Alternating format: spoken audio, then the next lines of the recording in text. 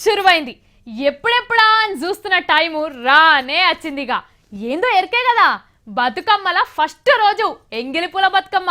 తెలంగాణ ఆడబిడ్డలందరికీ పండగ రోజు. మరి ఫస్ట్ రోజు తెలంగాణలో బతుకమ్మల పండగ ఎట్లా శురువైంది, ఎవరెవరు ఎట్లెట్లా చేసుకున్నారన్న ముచ్చట ఓసారి చూద్దాం పరి. పండుగ అంటే పండుగే పోర్రి. తెలంగాణ వచ్చినాక ఎట్లెట్లా కావాలనుకున్నామో అట్లనే శురువైంది.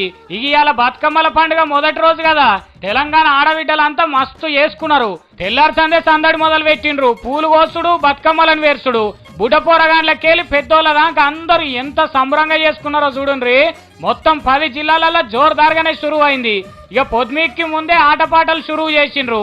అంతటా కాకున్నా గానీ ఆడాడనైతే లైట్లు పెట్టించిండ్రు సర్కారోళ్ళు. ఇక మన తెలంగాణ ఆడబిడ్డ ఎంపీ కవితమ్మ భువనగిరిలో బతుకమ్మ పండుగ శురువు చేసింది. ఇదివరకు చేసిందేనాయ, మంచిగానే ఆడిపాడింది. అట్లనే వరంగల్లో విమలక్క కూడా బతుకమ్మలాటలో భాగం పంచుకున్నది. ఈమె కూడా ఇదివరకు ఆడబిడ్డలందరినీ ఒక్కటి చేసి బతుకమ్మ ఆడినామేనాయే. ఇక చూడుండ్రి, ఉట్టిగా చెప్పుడు కాదు గాని ఆడపిల్లల ముఖాలలో సంతోషం చూడాలి. ఇదివరకు లేనంత సంతోషంగా నచ్చింది. మన తెలంగాణలో మన పండుగలల్లో మన ఆడబిడ్డల పండుగ అన్న సంబరం కనబడ్డది ఇవాళ.